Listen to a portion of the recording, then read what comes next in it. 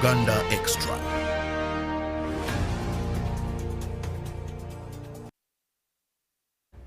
Twelve past the top of the hour. Thank you for being with us here on UBC TV. Welcome back from Good Morning Uganda Sports Updates with Ruben Pima Kasera Chibirango. It is that time for our extension, which is Good Morning Uganda Extra. I'm still Robert Chirabo and Nyonyi Intono, and really I'm all smiles. I don't know, but you're going to know why I'm all smiles. You may wonder, why is Robert very excited? Because I have a very interesting person this morning. He's a lawyer by profession. He's a political analyst. He follows events and analyzes them. But he's also in creative arts.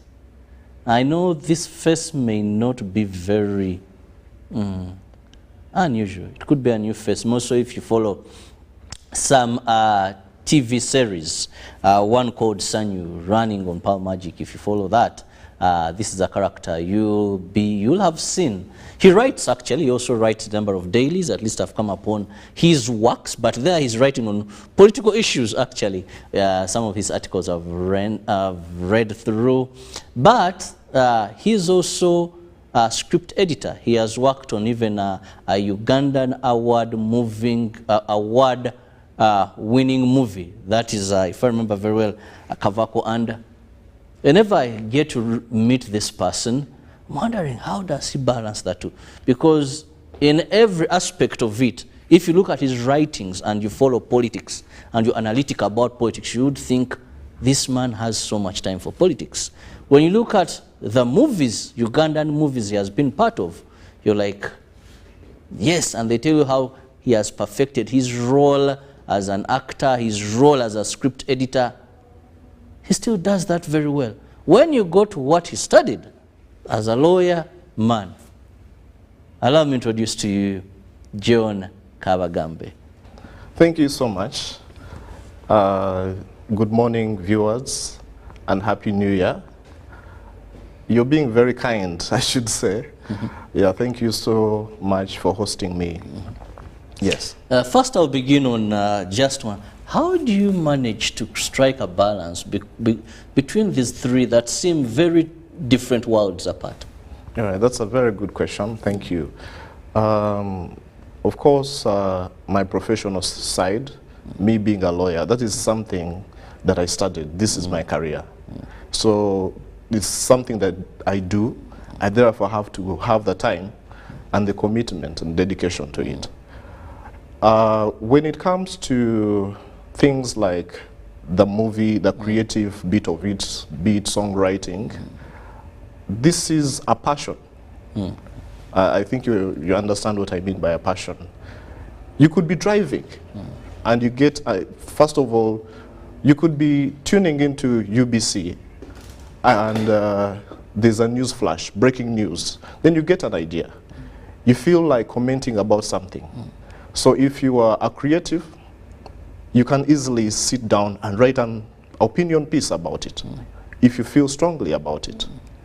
For instance, I remember when the conflict in the north was still going on, I used to be so concerned about the bad news, the atrocities that were going on.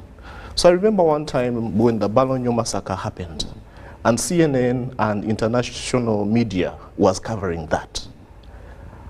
I felt the Coney War had gone on for so long, and something now needed to be done. So I wrote an article because the whole nation had been gripped with fear.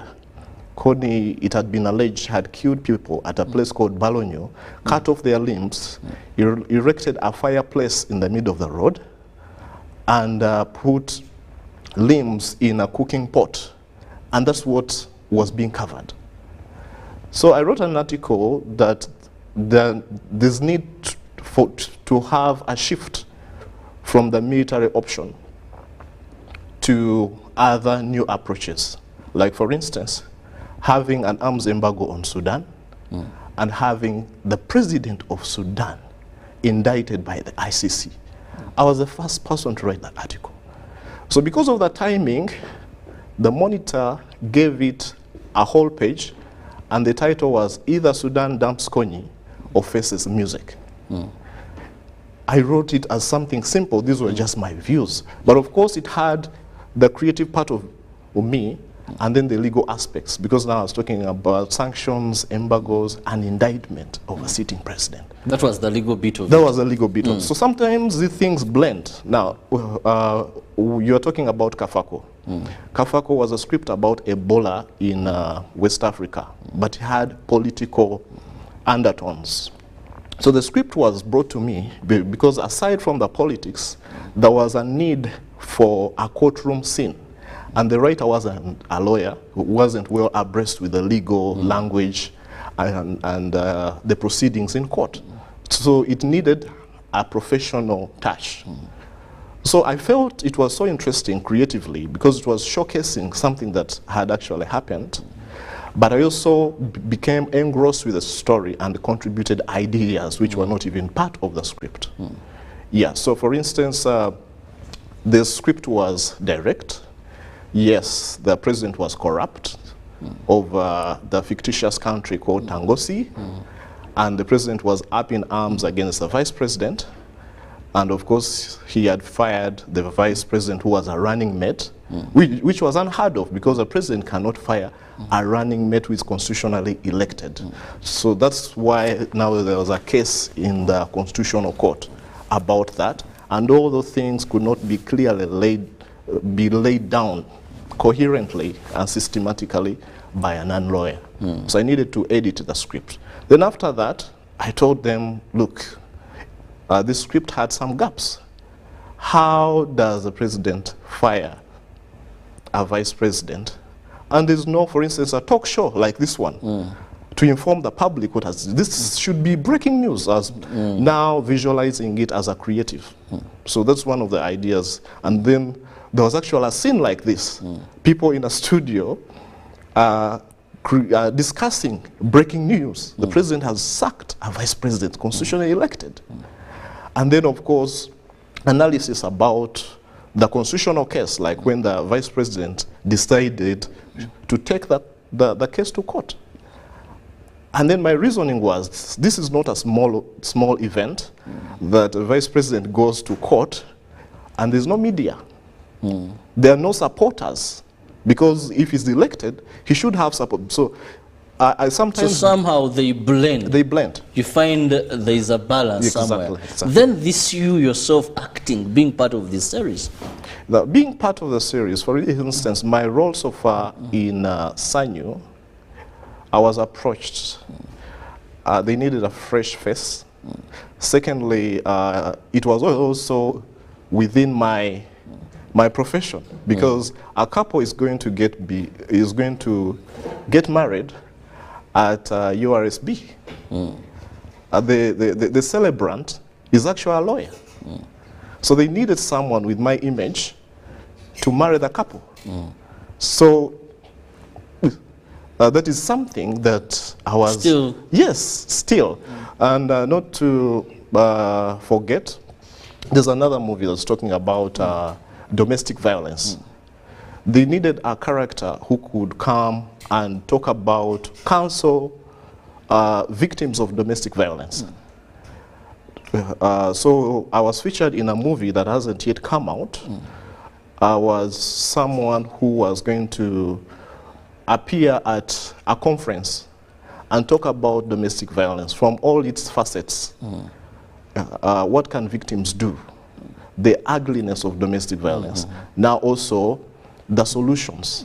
Well, we can take a whole day. Like I told you earlier, this is a man that when you get to know him, follow him. He's very interesting. At least one of the things I enjoy is whenever he has an article in the dailies. I must say you're a very good writer. Thank you so much. A very good political analyst. When you look at these pieces, just look out for John Kabagambe. Of course, at the end, he puts a lawyer. Yes. That can't miss on all his articles. It must be there.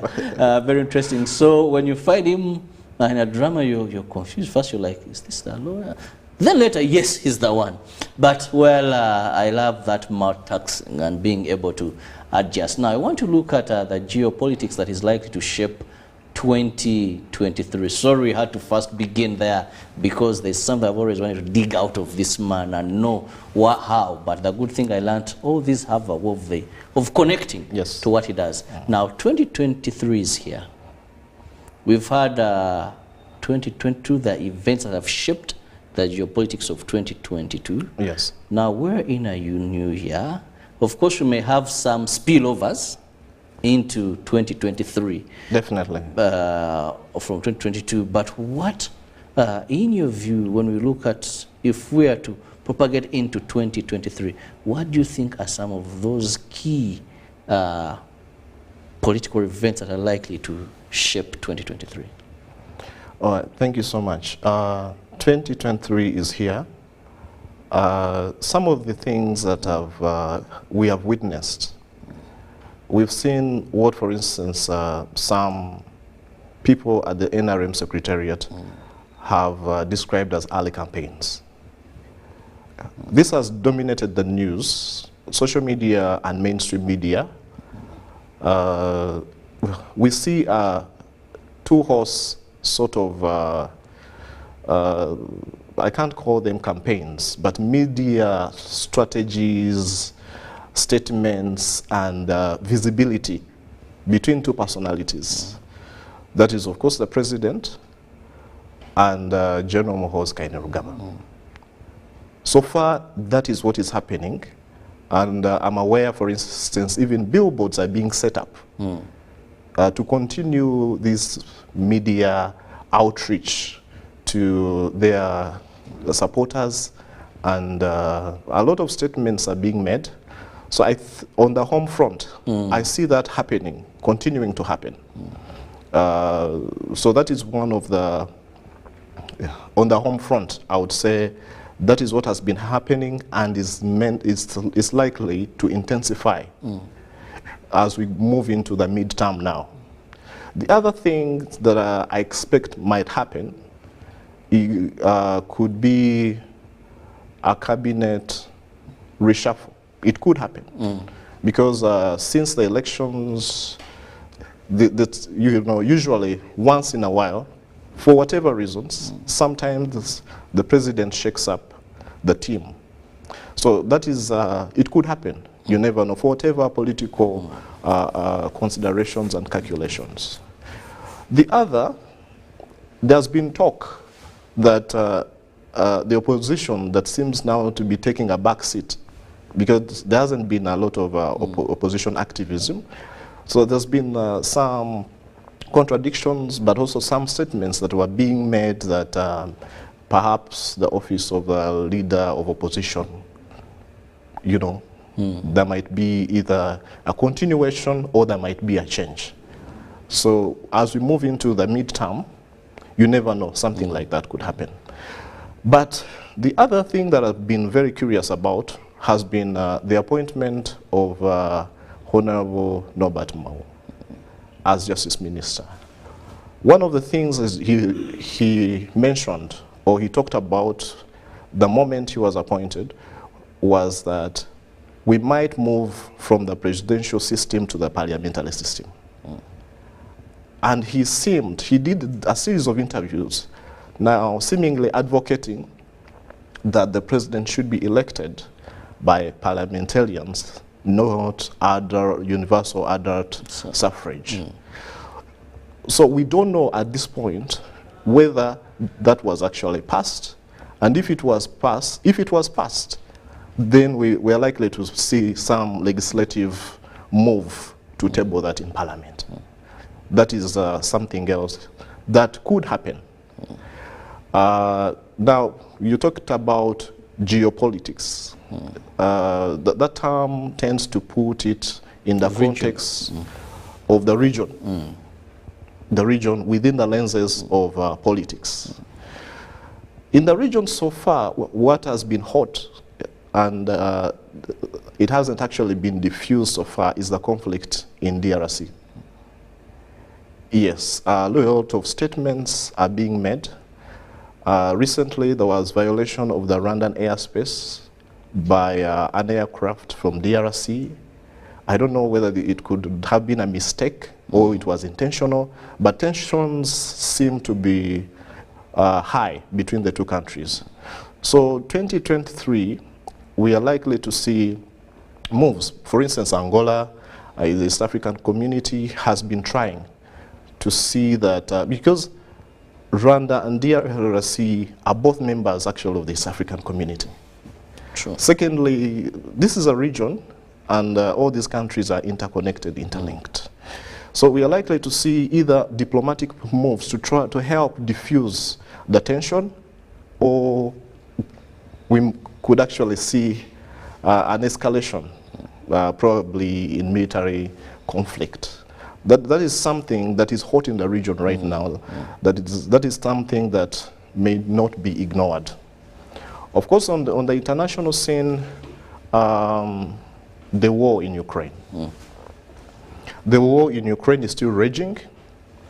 We don't know whether 2023 could bring a cessation of hostilities, some sort of negotiated settlement, or actually some people fear a nuclear escalation.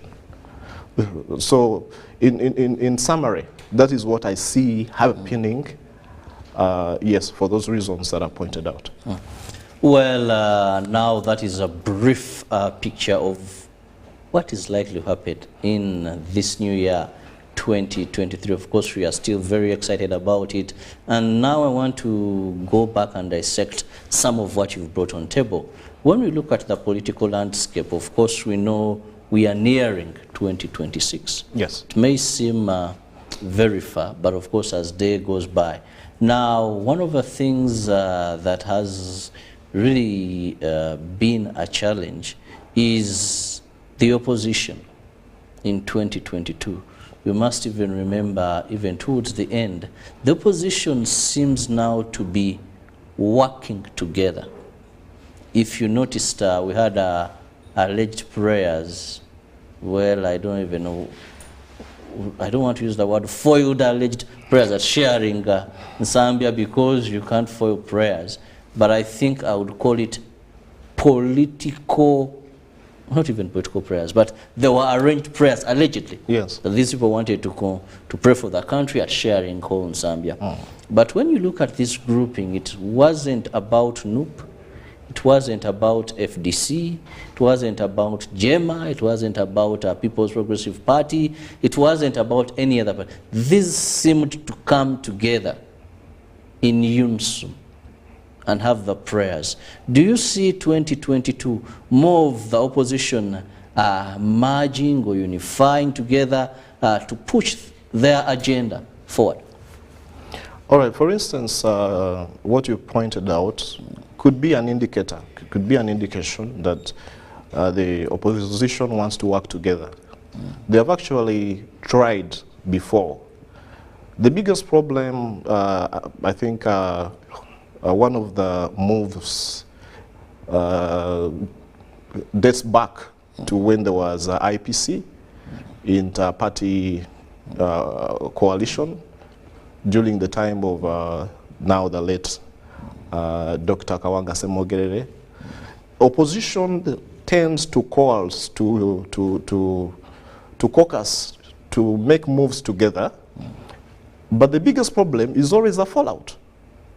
They never bring it to fruition, the way, for instance, we saw in Kenya when they made that coalition way back. Remember, there was a time we waited for them. When we had Gilbert Bukenya, we had, that is Professor Gilbert Bukenya, we had our Prime Minister, we had Chiza Besigye, yes. We had Robert Mao, and we waited throughout the night for them to come out with the sole candidature. Yes. The sole candidate. No, it hasn't happened. They failed to. So I think there are some fault lines called internal contradiction. A few players within the opposition, let's say I'll single out, for instance, General Mugisha Muntu. Sometimes he has been seen to want to work together with other people. But then you always see that a team is being assembled but then a few people fall out. So when they fall out, there can't be any kind of impact. So always there is a move. Such moves are not new. You know, the opposition seemingly wanting to come together, but there are contradictions, believe me. The only time I've seen the opposition working together is in parliament, for instance, during the Toji Kwatako, because you had to be either pro or anti. Yeah, so when it comes to voting on some of those motions, sometimes you see them coming together, saying we opposing this kind of legislative agenda or motion or bill. But when it comes to, for instance, fronting a single candidate, I've never seen it happen. So now that you're talking about the midterm 2023 moving towards 2026, the question is, someone can actually almost bet, can they ever form a formidable coalition? Like, for instance, Kenya has done, and in other parts of the world. In Uganda, I doubt that is going to happen. Well, we will be going for a short break, and when we return, we'll still be looking with political lens into this new year, 2023. We'll return shortly.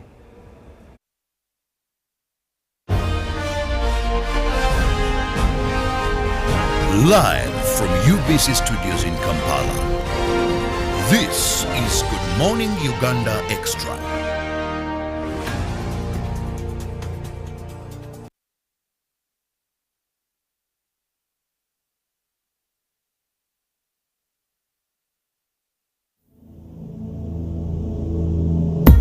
Growing up as a child, I used to play the game with balls made out of milk pints, sometimes banana fibers, and at times balls made out of clothes. I had a dream to one day play for the best clubs in the Uganda Premier League, with the hope of one day representing my nation at the big stage.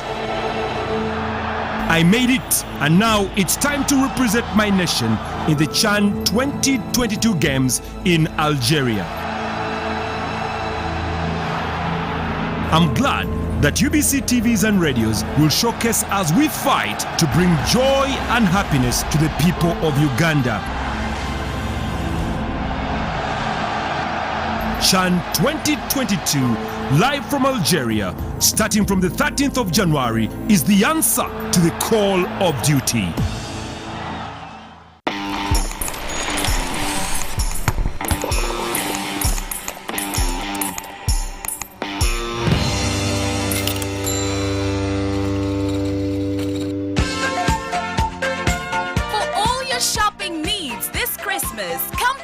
Shoppers, we have a variety of items like gift hampers, foods, garments, cosmetics, and all sorts of drinks. Enjoy your shopping experience this festive season at affordable prices in our fully stocked branches in the following areas: in Tinda Stretcher Road, opposite Makere Business School along Port Bell Road, Duster Street opposite Nakasero Market, and Garden City on Yusuf Lule Road. At Capital Shoppers, we offer you value for your money. To all our customers and suppliers, we thank you for your continuous support. We wish you a Merry Christmas and a Happy New Year.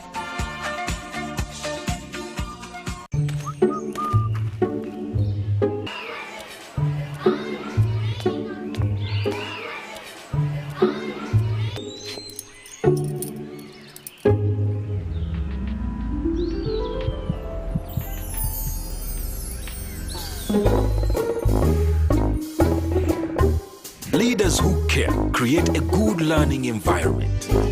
Because a good school equals a better life. Raising voices. It's our mission to secure your money. protecting your money is as important as earning it. It is for this reason that the Deposit Protection Fund of Uganda, DPF, was established by the government of Uganda to provide deposit protection to customers of regulated financial institutions. In the unlikely event that your commercial bank, credit institution, or microfinance deposit-taking institution fails, the DPF will pay you up to 10 million Uganda shillings. Keep your personal information such as national identification number, mobile phone, or an alternative bank account updated with your banker. Terms and conditions apply. For more information, contact DPF at Aha Towers, Plot 7 Lodell Road, Kampala. Call 0312-206-400 or visit our website at www.dpf.or.ug.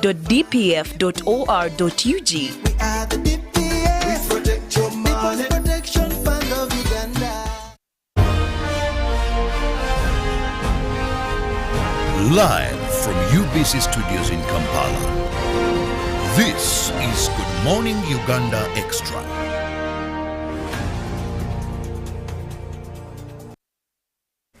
Welcome back from that short break. It is still UBC TV. I'm Robert Chirabonyonyitono and I have John Kabagambe, who happens to be a political analyst, a lawyer by profession, but also into the creative arts. And we are looking at the geopolitics that is likely to shape 2023. Now, before we went for the break, we were looking at the opposition in Uganda. Can they ever unify? What we are seeing, what we saw as we winded up 2022, when they worked together for that activity, whether it was a success or not, but there was something that was, even where we've had a number of attempts through 2022, trying to ensure that the amalgamate forces and they are able to cause that desired change that they feel. Can this ever work? Well, still regarding the opposition, 2022 had NUP, 2021 as the strongest and largest political party. But remember, NUP first was an umbrella for everyone. We had People Power, DP, FDC, whatever, People Power. Then, for elective purposes, I want to believe that's why we saw a political party come out. Do we see NUP, National Unity Platform, growing stronger in 2023? Or do we see it also either lessening or saying, well, one man's show has not been the vehicle to get us there? We've done what FDC has done before.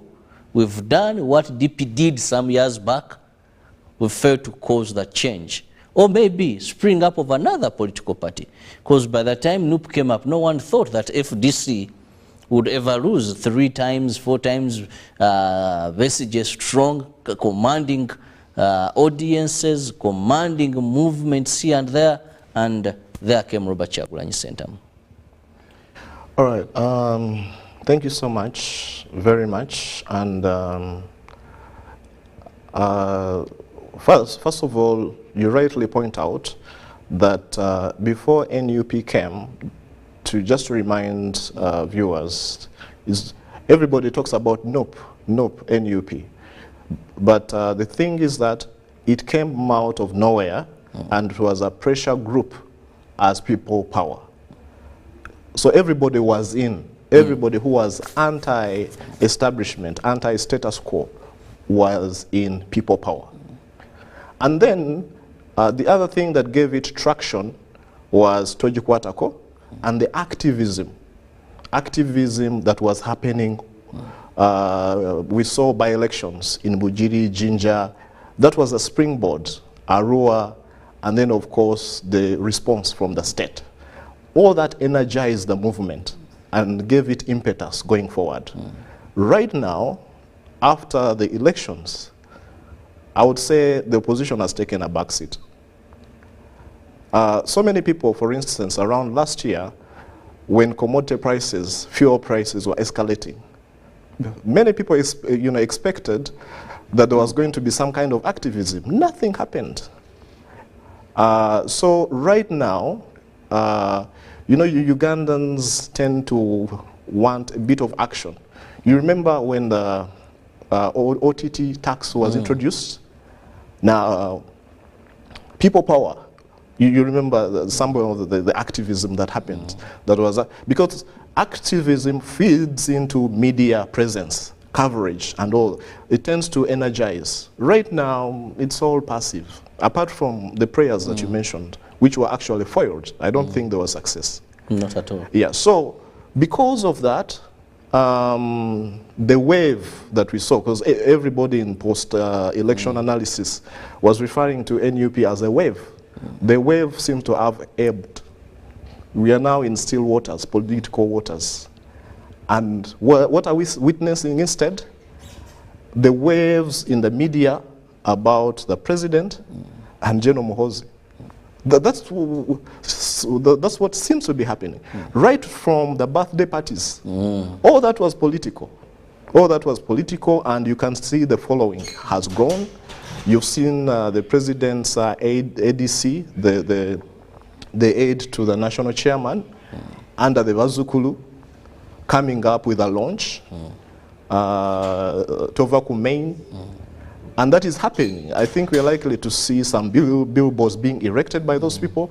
So I don't see much happening in the opposition. I don't know whether it's by design, I don't know, but to answer directly your question, I would say right now, with Ugandans who seem to have supported the defiance politics of Dr. Chiza Besigye, then who seem to jump on the bandwagon of the NUP leader.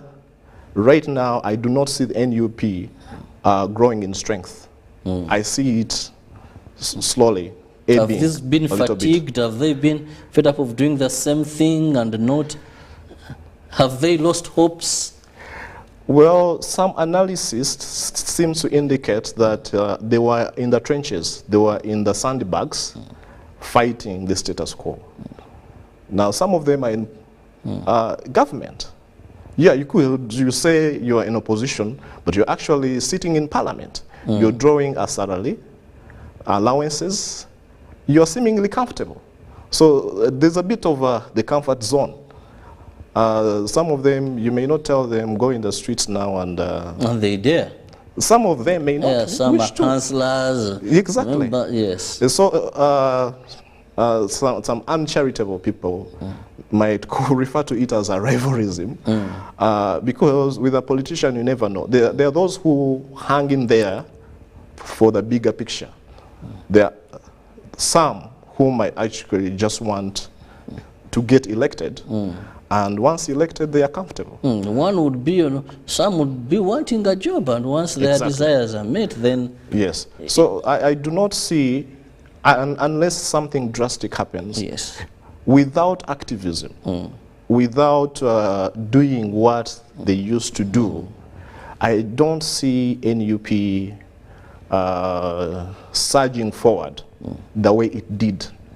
It might either just maintain the numbers as they are, or it might actually lose going forward in the run-up to 2026. Well, very interesting there. And of course, when you talk about a national unity platform, even losing a number of its members, you see the word rebel is now also crossing over to the other side. Well, quickly, let's look at also the National Resistance Movement, NRM. This is a party that has been there for a long time. It has been Ugandans' choice. It has won consecutively elections. Now, here's a trying moment for it. Of course, we are having kind of what I call them camps, like you earlier said, where one will tell you, for me, I'm here, one says, we have to stop this, it is not yet time. We know the right procedure. But also the other group says, we shall continue with what we are doing. Now, could this in any way have an impact on party cohesion for the ruling party? As you rightly pointed out, there are some camps that are emerging.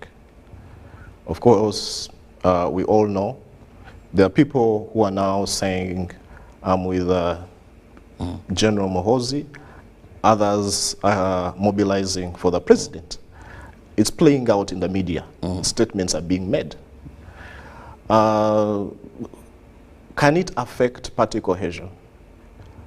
I believe it can only affect party cohesion because, for instance, if, for instance, there's a breakup into factions, if one of them, I would say in this case, for instance, if General Muhoozi starts a political party, because some media outlets have hinted on that, then he could go with some of the followers, if that happens.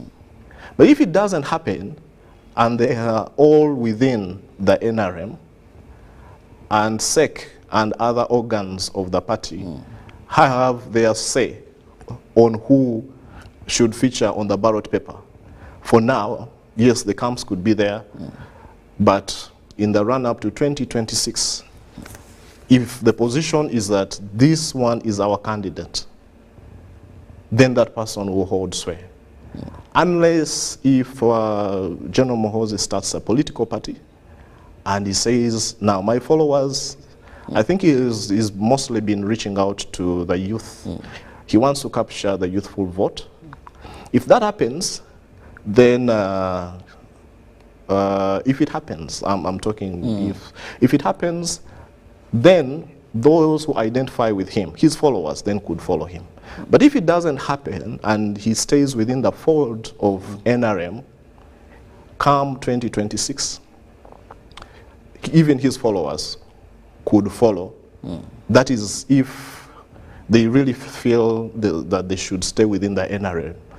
They will endorse and follow the official candidate that will be declared. Yes. Well, we are still looking into 2023. What are some of the political events likely to shape 2023? Now, this also now moves us to our borders. We saw 2021 UPDF deployment in Congo. Twice, we have those that are looking for the ADF. We have those that are looking for other forces against development, that is the M23 and others under the regional forces, the East Africa. 2023, are we likely to see these being a success in terms of, we must say, yes, we've registered success in cells are being broken of ADF here.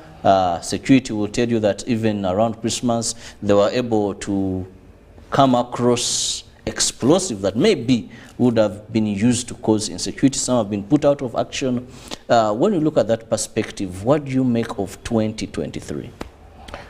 2023, President Museveni, for instance, one of the things that it seems to take too seriously is normally these are security matters. When it comes to security matters, he always reacts very fast. You've seen a few instances when police stations were attacked, and that some of these attacks were being linked to ADF and something like that.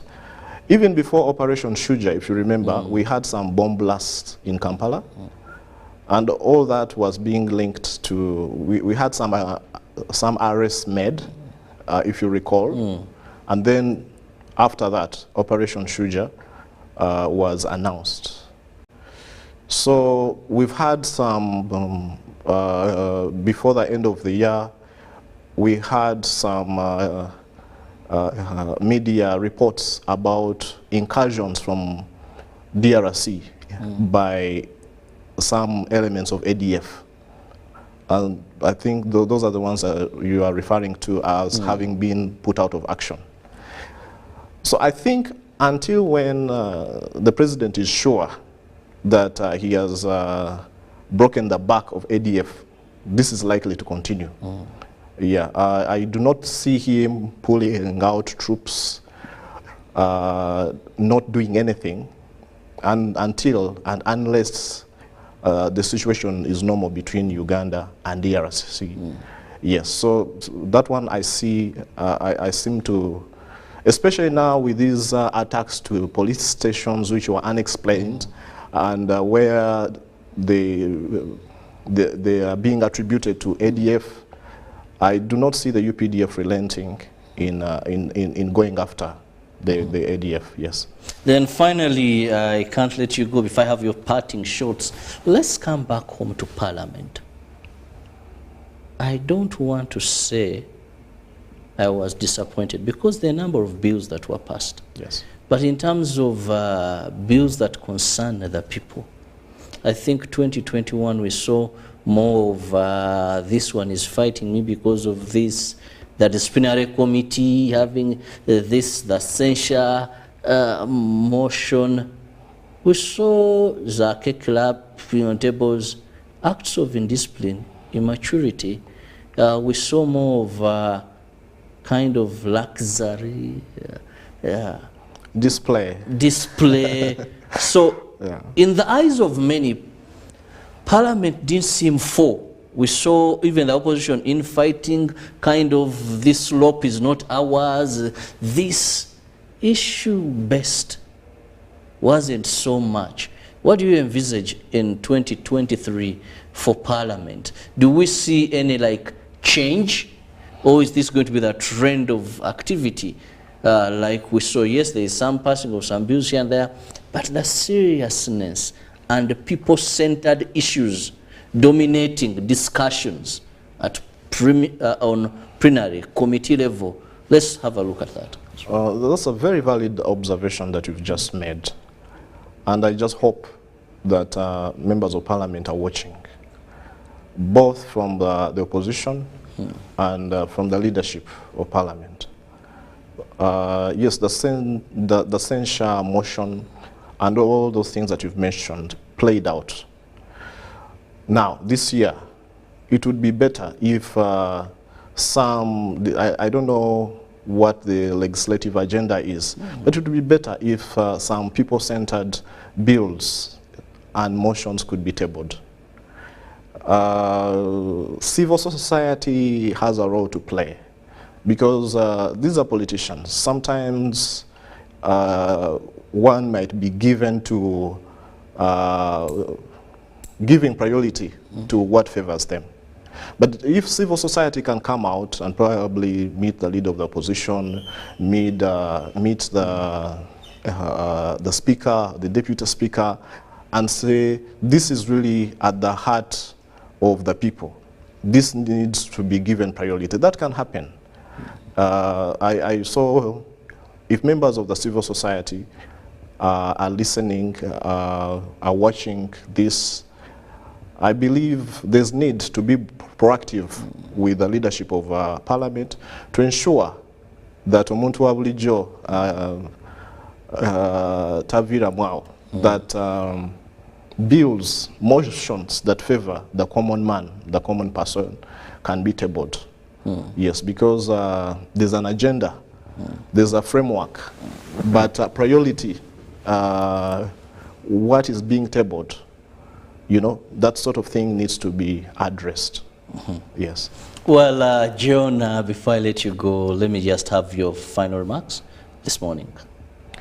I would say thank you so much for hosting me here and for this very interesting discussion that we've had. Thank you, UBC. Thank you, the team. Thank you, the host. 2023, we believe it's going to be a better year. Well, we hope that it's going to be a better year than 2022. And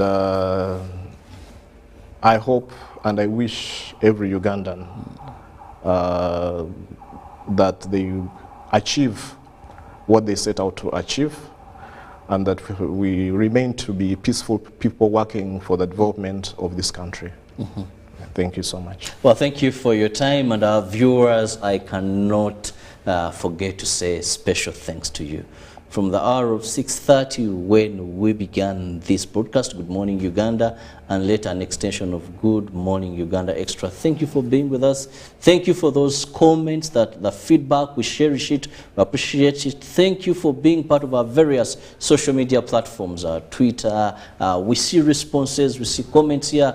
We appreciate that. And of course, the big team that is behind the cameras, the technical people, they are in the control room. Thank you so very much.